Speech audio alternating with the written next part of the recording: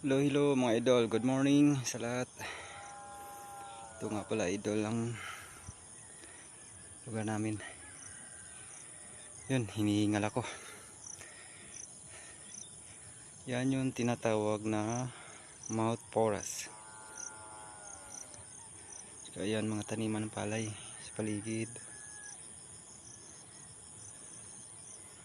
Diba? Ang ganda ng mga tanawin dito.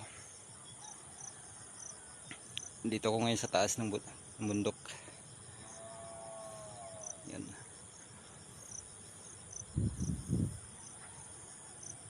Yan mga idol. Okay.